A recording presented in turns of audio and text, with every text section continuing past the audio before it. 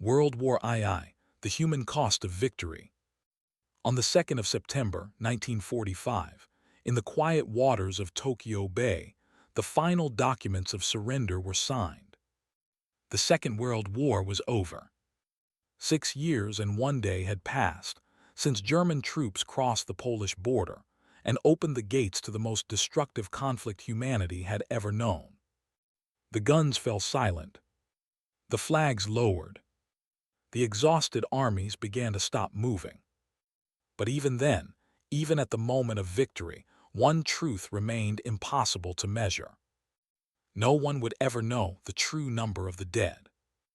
No one would know the name of the first victim who fell in Poland. No one would know the final person who died only minutes before the surrender was announced. And yet, those unknown millions are the true story of the Second World War. Not only the tanks, not only the aircraft, not only the battleships, not only the maps, the arrows, the speeches, and the conferences. The real story of the war is human. It is the soldier freezing in a trench, the mother searching through smoke for her child, the factory worker building weapons by candlelight, the prisoner waiting behind barbed wire, the sailor listening for engines in the darkness, the pilot flying into a sky filled with fire, the refugee walking along a road with everything they own in one small bag. The war was fought by armies, but it was endured by people. By the spring of 1942, the Axis powers stood at the height of their reach. Nazi Germany dominated most of continental Europe. Fascist Italy stood beside it. Imperial Japan controlled vast territories across Asia and the Pacific. Together, these powers threatened or controlled enormous parts of the world's population, resources, ports, oil routes, mines, factories, farms, and sea lanes. For a moment, it seemed as though the world might truly be divided under dictatorships. The Nazi swastika flew over cities that had once believed themselves safe. Japanese armies moved through Asia with frightening speed. Italian forces fought in North Africa and the Mediterranean, trying to hold their place in a war that was expanding far beyond their strength. But beneath the appearance of power, cracks were already forming. Germany had failed to defeat the Soviet Union in 1941. Operation Barbarossa, the largest land invasion in history, had carried German armies deep into Soviet territory. Millions of German and Axis soldiers had crossed the border. Thousands of tanks rolled eastward. Aircraft filled the sky. Soviet armies were surrounded. Cities fell. Hundreds of thousands of prisoners were taken. But the Soviet Union did not collapse. The Red Army was battered, but it still fought. The Soviet state was wounded, but it still stood. The German army had reached the gates of Moscow, but it had not taken Moscow. And then winter came. Snow, mud, freezing wind, broken roads, overextended supply lines, and Soviet counterattacks stopped the German advance. For the first time, the myth of German invincibility began to crack. By early 1942, the German army was still powerful, but it was no longer fresh. Its soldiers were tired. Its vehicles were worn. Its horses had died in huge numbers. Its supply lines stretched across a continent. Its fuel was limited. Its enemies were growing stronger. Hitler now faced the great question of the coming year. How could Germany win in 1942 with fewer resources, exhausted men, and enemies that refused to surrender? His answer was not only military. It was economic. Oil. Modern war runs on oil. Tanks need fuel. Aircraft need fuel. Trucks need fuel. Ships need fuel. Factories need fuel. Without oil, even the strongest army becomes still. A tank without fuel is only steel. A plane without fuel is only metal. A truck without fuel is only weight.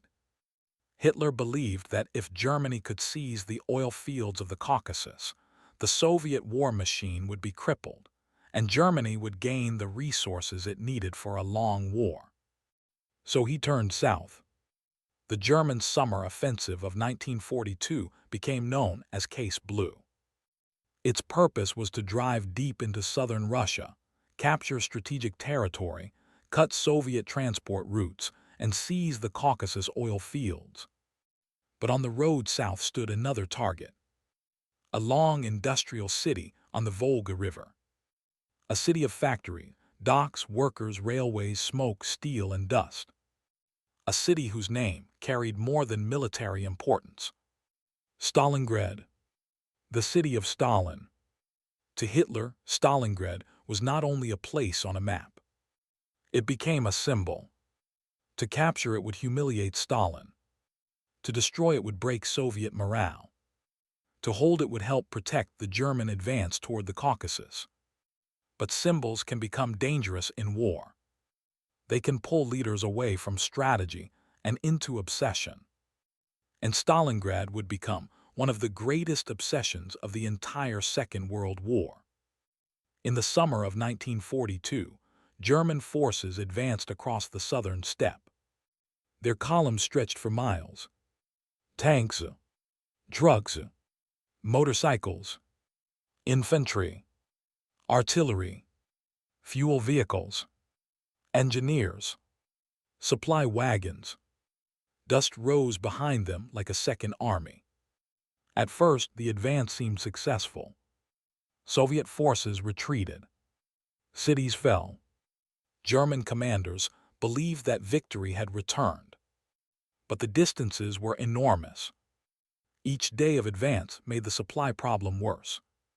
Every kilometer south and east pulled German forces farther from their railheads, airfields, repair depots, hospitals, ammunition stores, and fuel stocks.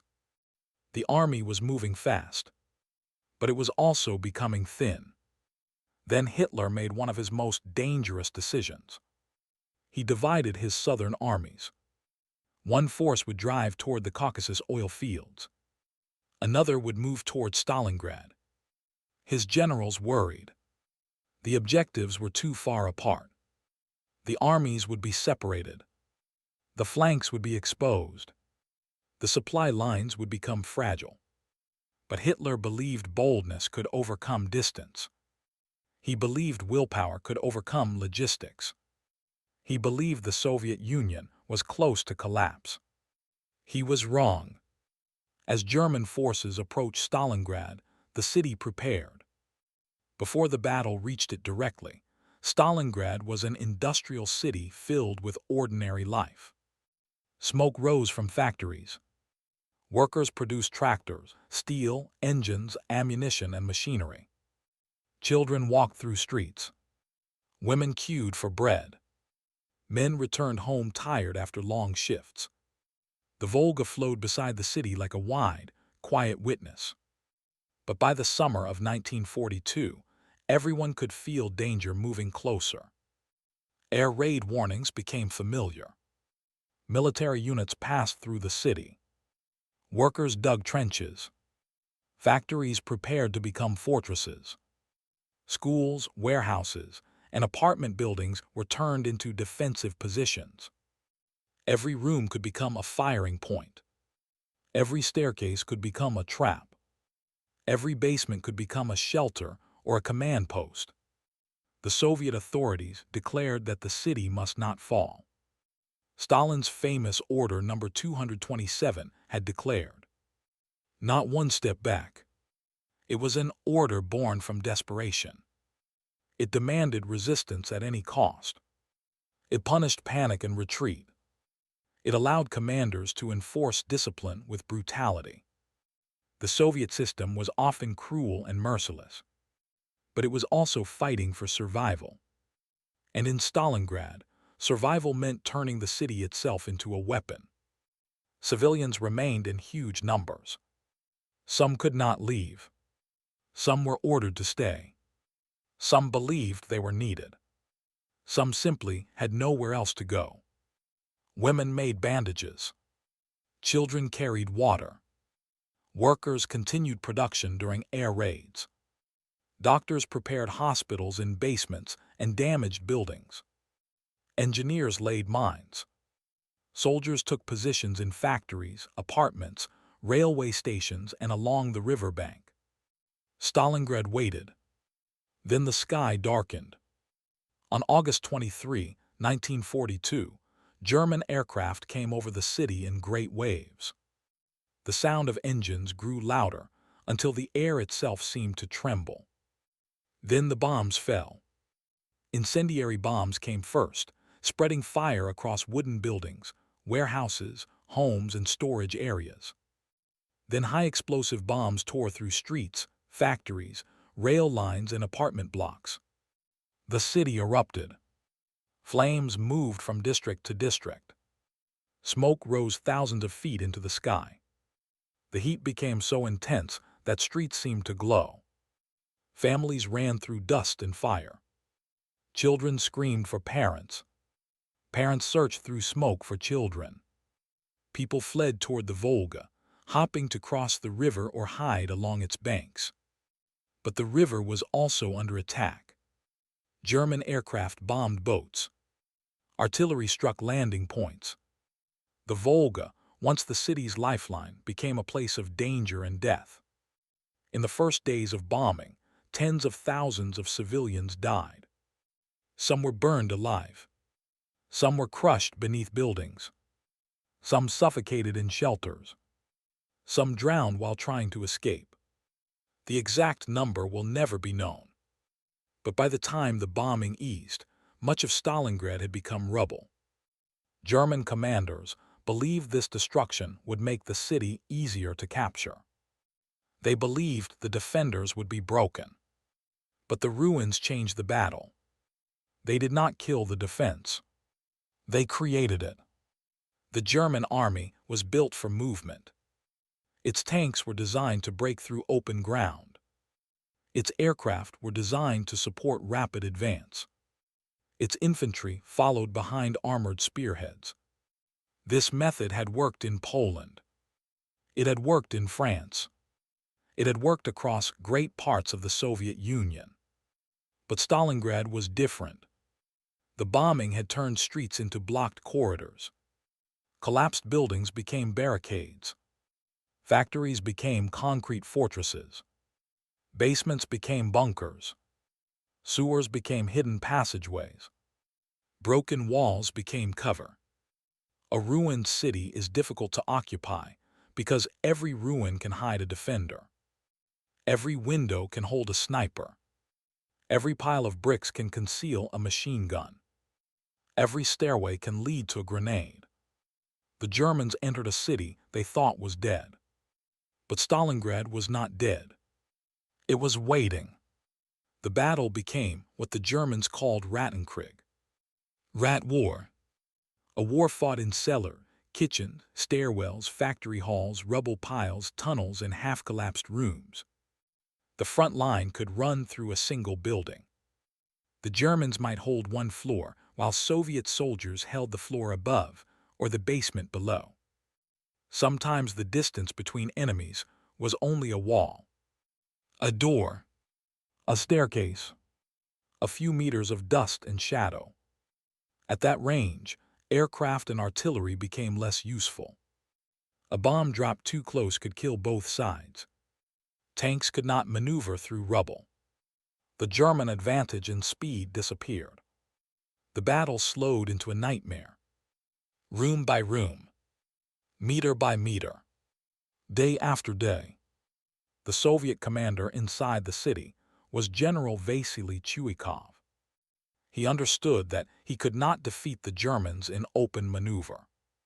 He had to stay close to them, close enough that German aircraft could not safely bomb, close enough that artillery could not separate friend from enemy, close enough that every German attack became a personal struggle.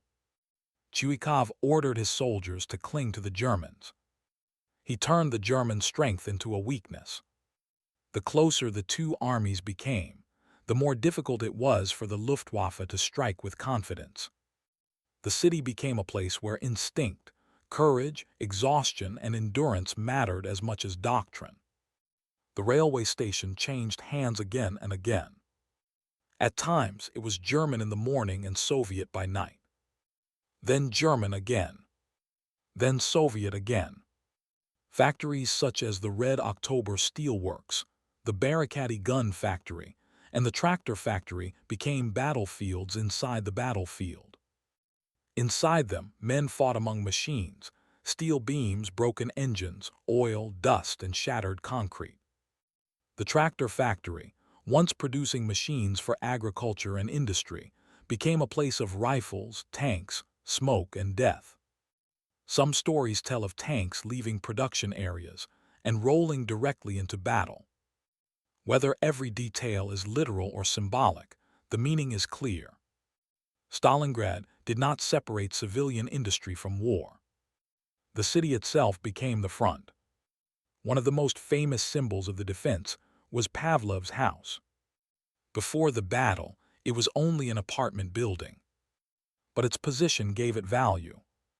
From its windows, defenders could control a wide area. A small group of Soviet soldiers, led by Sergeant Yakov Pavlov, occupied and fortified it. They surrounded it with mines and wire. They placed machine guns and anti-tank rifles inside the building. They connected it to Soviet lines by trench. For weeks, German forces attacked. Infantry came. Tanks came. Artillery came. But the defenders held. Pavlov's house became a symbol of what Stalingrad meant. Not a grand palace. Not a fortress built by kings. Only a battered apartment building, held by determined men against repeated attacks. In Stalingrad, even an apartment could become a legend. Another force shaped the battle. Snipers. In a ruined city, snipers become powerful. They do not need to kill thousands to change a battle. They only need to create fear. They make every officer hesitate. Every messenger run lower. Every machine gunner wonder if the next second will be his last. The most famous Soviet sniper was Vasily Zaitsev. He had grown up in the Ural region and learned to hunt as a child. He learned patience, stillness, breathing, observation. In Stalingrad, those skills became deadly. Zaitsev and other Soviet snipers watched German positions from rubble, windows, factory ruins, and broken walls. They chose officers, radio operators, artillery observers, machine gunners, anyone whose death could disrupt German control. German soldiers began to fear open ground. They feared windows. They feared gaps in walls. They feared silence after a shot. The story of Zaitsev's duel with a German master sniper became famous, though historians still debate some details. But the deeper reality was true. The sniper war in Stalingrad was real. And it added quiet terror to a battlefield already filled with noise. By October 1942, the Germans had captured much of the city. They reached the Volga in several places. On a map, Stalingrad looked nearly lost. Hitler told audiences in Germany that the city had practically been taken, that only a few pockets remained. But war on a map is not the same as war in a ruin. The Soviets still held strips of land along the river. They still held parts of factories. They still crossed the Volga at night. They still brought in reinforcements, ammunition, food, orders, and hope. And every day the Germans spent inside Stalingrad, their army grew more exhausted. The real danger to the German Sixth Army was not only in the city. It was beyond the city. On the long flanks north and south of Stalingrad, the German army relied heavily on Axis allies. Romanian armies held major parts of the line. Italian forces held others. Hungarian troops were stretched across more distant sectors. These soldiers were often brave. But they were not equipped like the Germans. They lacked enough modern anti-tank weapons. They lacked strong artillery. They were spread thin. They were cold, tired, undersupplied, and far from home. The Germans knew these forces were weaker, but they believed it would not matter. They assumed the battle would end before the weakness became fatal. The Soviet High Command saw the truth. They saw that the strongest German troops were trapped in city fighting. They saw that the flanks were vulnerable. They began planning a massive counteroffensive. The plan was called Operation Uranus. Its aim was not to attack the strongest German position inside Stalingrad. Its aim was to strike the weaker flanks, break through, and encircle the entire Sixth Army. For weeks, Soviet forces prepared in secrecy. Men moved at night. Tanks were hidden. Artillery was gathered. Radio silence was maintained. Camouflage concealed the buildup. German intelligence noticed some movement, but underestimated its scale. Then winter arrived. Snow, fog, frozen ground, whined across the steppe. The season that had helped stop the Germans before Moscow was returning. On November 19, 1942, the Soviet guns opened fire. Thousands of artillery pieces struck Romanian positions north of Stalingrad. The bombardment was overwhelming. Trenches collapsed. Communications broke. Bunkers were smashed. Men were buried, stunned, or killed. Then Soviet tanks advanced through the mist and snow. Behind them came infantry. The Romanian lines broke. The next day, another Soviet attack began south of the city. Again, the defenses cracked. The Soviet pincers drove toward each other behind the German Sixth Army.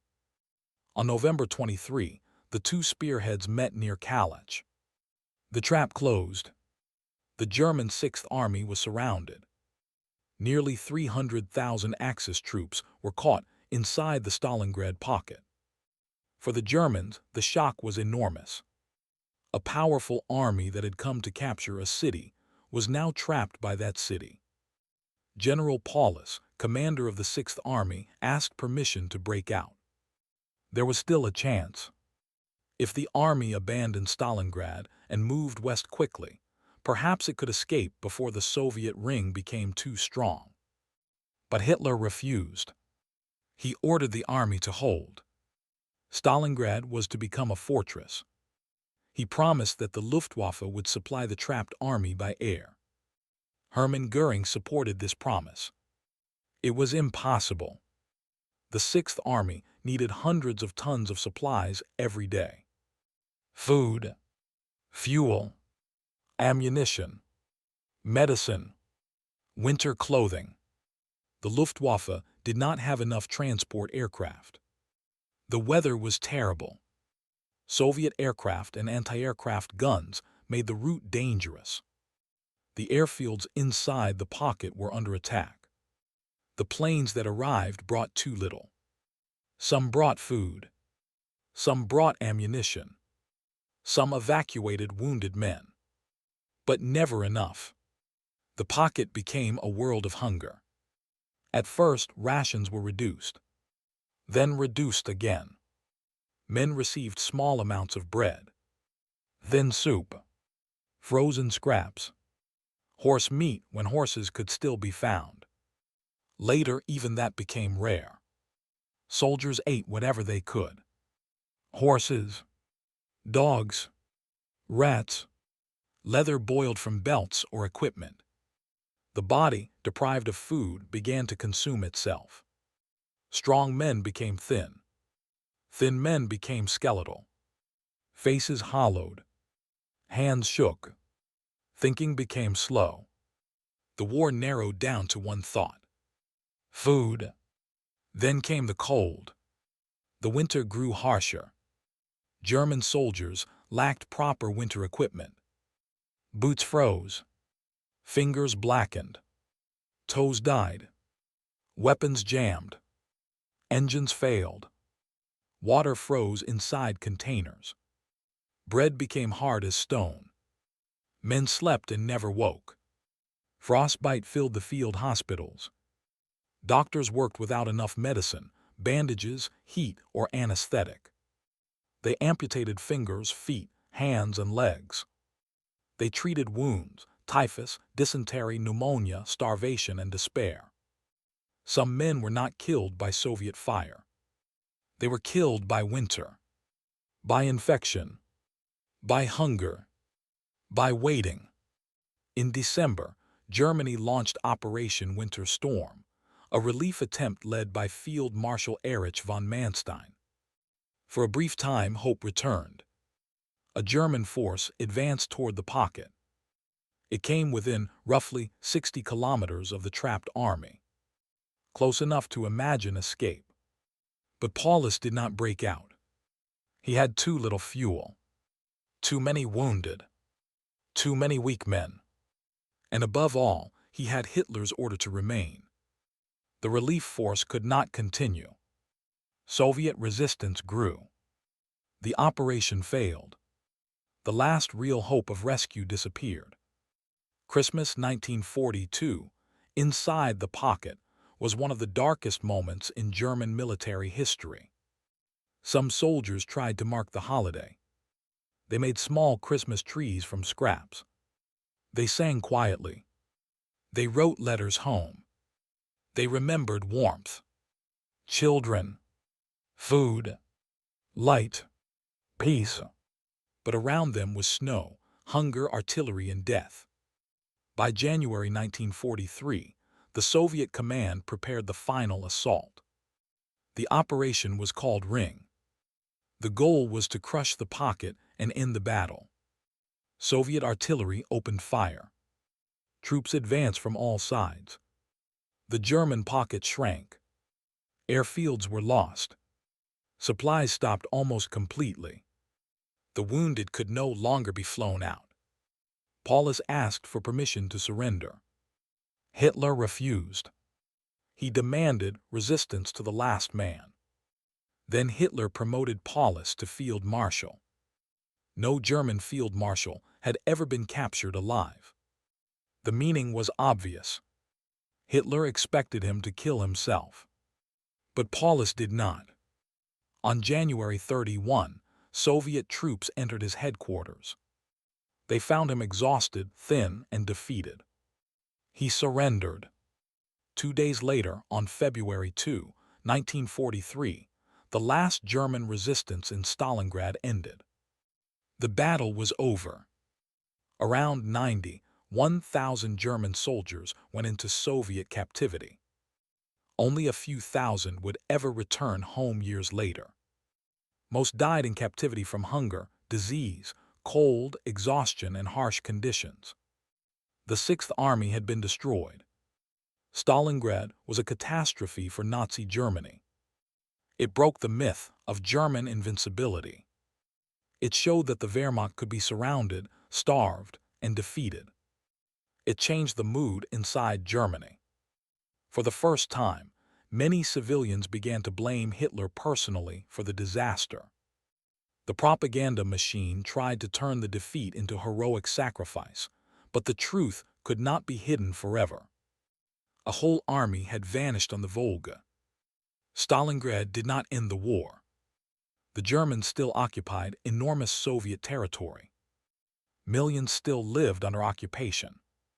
The Red Army would need many more months of brutal fighting to push the invaders back. The road from Stalingrad to Berlin would be long. Through Kursk, through Ukraine, through Belarus, through Poland, through rivers, forests, villages, cities, and graves beyond counting. But after Stalingrad, the direction of the war changed. Before Stalingrad, Germany still seemed capable of conquering the East. After Stalingrad, Germany was fighting to delay defeat. At the same time, another war was being fought from the sky. In Britain and Germany, many leaders believed that bombing cities might break the enemy's will. At the beginning of the war, some hoped that air war might remain limited. But those hopes disappeared. German bombs fell on London and other British cities during the Blitz. Then British and American bombs fell on German cities. The idea of precision bombing proved much harder than planners had imagined. At night, aircraft often missed targets by miles. Factories, railways, and military sites were difficult to hit accurately with the technology of the time. So the strategy shifted. Cities themselves became targets. Industrial workers, homes, transportation networks, morale. In February 1942, Britain formally adopted area bombing. Air Marshal Arthur Harris became head of Bomber Command. He believed bombing German cities could weaken industry, break morale, and shorten the war. Under his command, British bombing became heavier and more destructive. Lübeck burned. Cologne was struck by a 1,000-bomber raid. Essen was attacked. Bremen was attacked. Then came Hamburg. In July 1943, Operation Gomorrah turned Hamburg into a firestorm. The heat was so intense that streets became deadly. Oxygen was pulled into the flames. People suffocated in shelters. Others burned in the open. Tens of thousands died. The moral question of bombing cities still remains with us. Those who defended it argued that Germany had started the war, that German industry supported the Nazi war machine, and that bombing could shorten the conflict.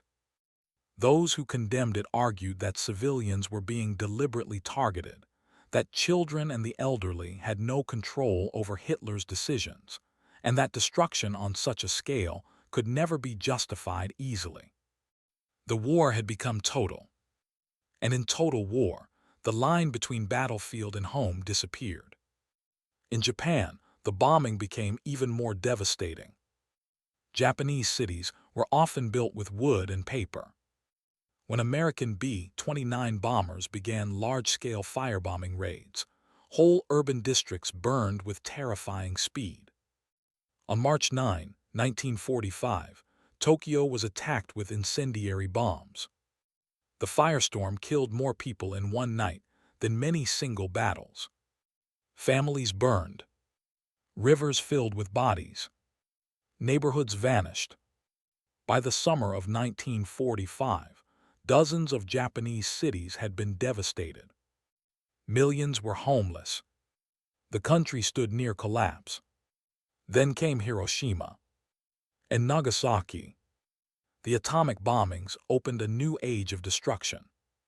Humanity had discovered a weapon powerful enough to destroy a city in a single flash. Japan surrendered soon after. The war ended. But the questions did not. What is necessary in war? What is justified? What is victory worth? How much suffering can be accepted in the name of ending greater suffering?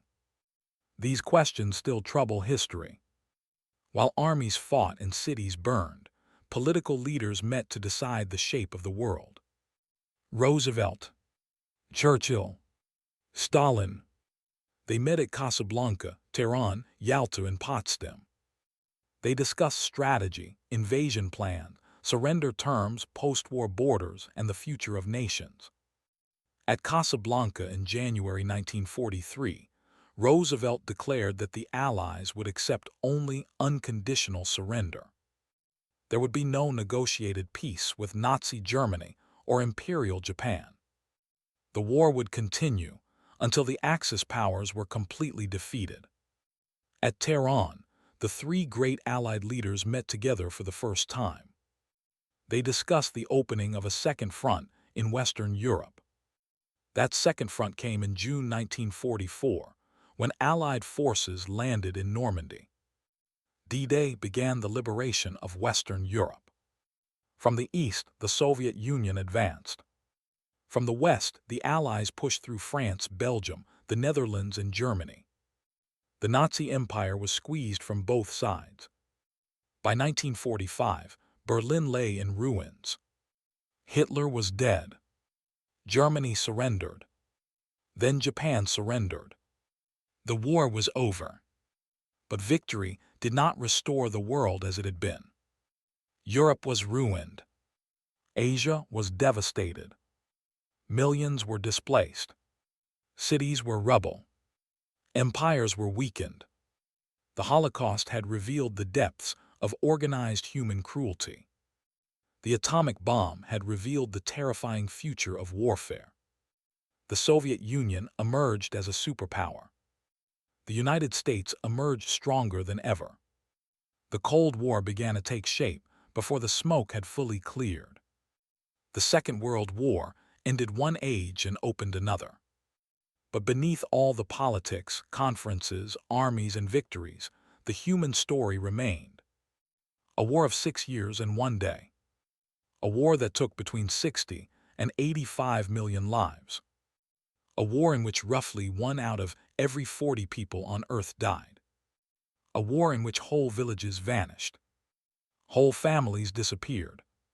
Whole cities burned. The dead were not numbers. They were names. They were fathers and mothers, sons and daughters, teachers, farmers, sailors, nurses, prisoners, children. They had ordinary lives before history swallowed them. Some died in famous battles. Some died in bombed streets. Some died in camps. Some died in forests. Some died in ships beneath the sea. Some died without anyone recording where they fell. This is why history must be remembered carefully. Not as entertainment. Not as glory. Not as a simple story of heroes and villains. But as a warning. War is not only movement on a map. It is not only strategy. It is not only victory. War is hunger, fire, fear, broken homes, letters that never arrive, empty chairs at family tables, cities rebuilt over graves. The Second World War teaches many lessons. It teaches that dictatorships can grow when fear and hatred become politics. It teaches that ideology can turn ordinary people into instruments of cruelty. It teaches that industrial power can build progress, but also destruction. It teaches that civilian life is never truly separate from modern war. It teaches that victory can be necessary and still terrible. And it teaches that peace is not simply the absence of fighting. Peace must be protected, built, remembered. The world after 1945 tried to create institutions to prevent another catastrophe. The United Nations was formed. War crimes trials were held. Human rights language became more important. Europe rebuilt. Japan rebuilt. Germany rebuilt. But memory is fragile. Every generation must choose whether to remember honestly or simplify the past into slogans. The Second World War should not be remembered only through weapons. Not only through tanks, aircraft, generals, or flags. It should be remembered through people. Through those who lived through 6 years and 1 day of fear. Through the unknown dead, whose names were never written. Through the survivors who carried the war inside them, long after the guns fell silent. Because the true history of the war is not only how it was won. It is what it cost. And when we understand that cost, even quietly, even late at night, we understand why peace is not weak.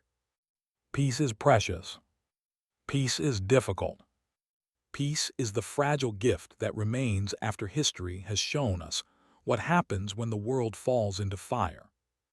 In the silence after 1945, the world did not simply celebrate. It counted. It counted the dead. It counted the missing.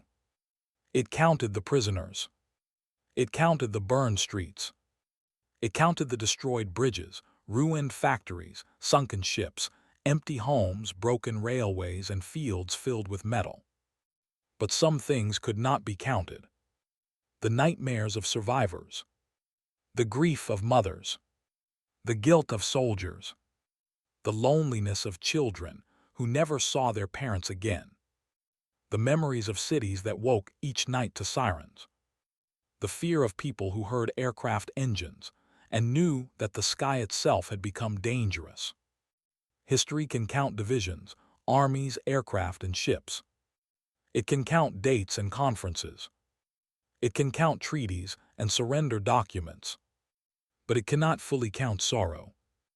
That is why the story must be told slowly, not only as a march of events, but as a memory of human lives passing through fire. The war began with promises of quick victory.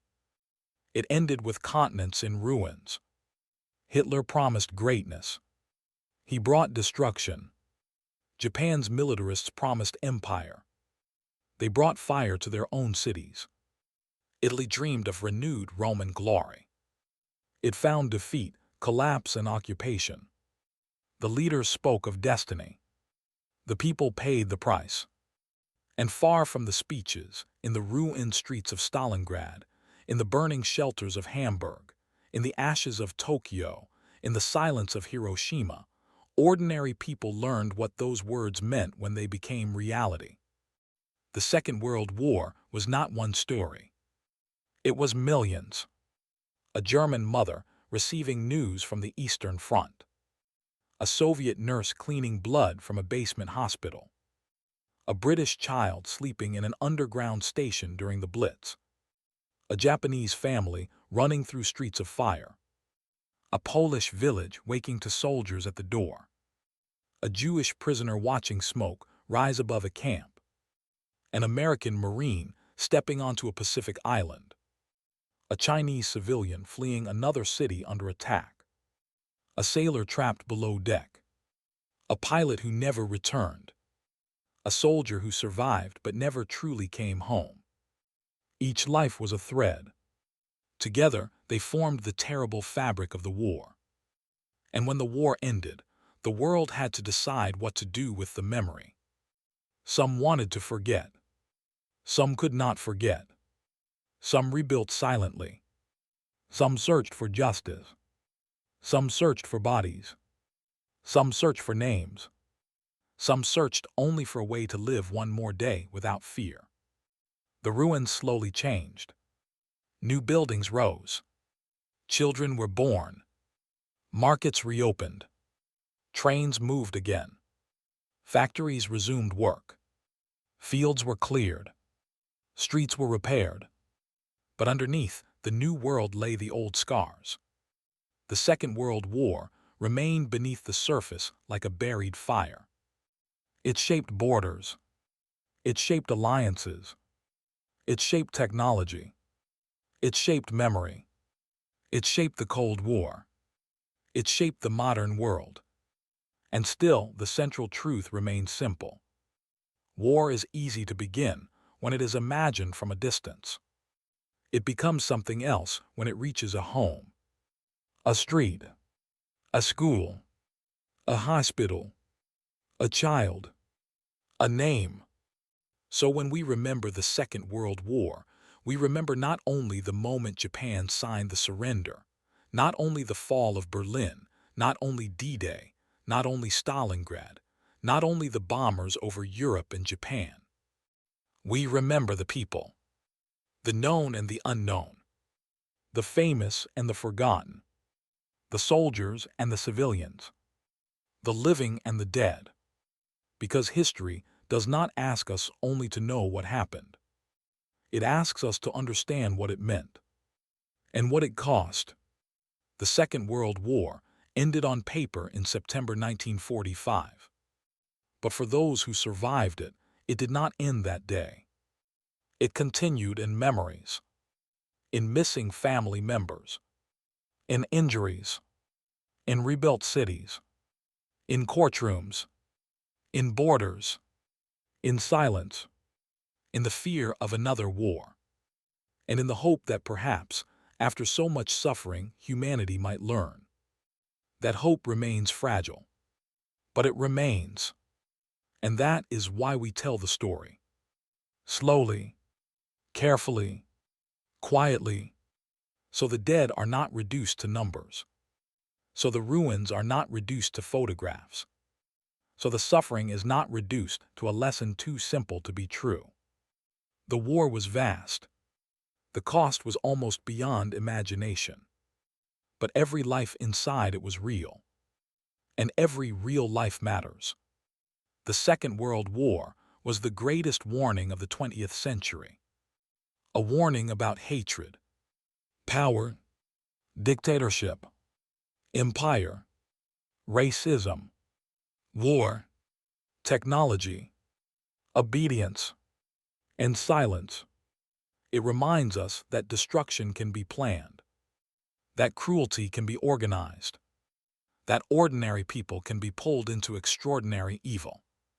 But it also reminds us that resistance is possible, that endurance is possible, that rebuilding is possible, that memory is necessary, and that peace, however fragile, is worth protecting. The guns have been silent for decades now. The soldiers of that war are almost gone. The survivors are fewer each year. Soon, the Second World War will pass fully from living memory into history. When that happens, the responsibility will belong to those who come after. To remember, to teach, to question, to refuse simple lies, to understand that the world can fall into darkness when fear becomes politics and hatred becomes law, and to understand that peace is never guaranteed. It must be chosen, again and again, like a candle protected from wind, like a small light after a long night. The war ended after 6 years and 1 day, but its warning remains. And in the quiet, when the noise of battle is far away, the lesson can still be heard. The world burned once. It must not burn that way again.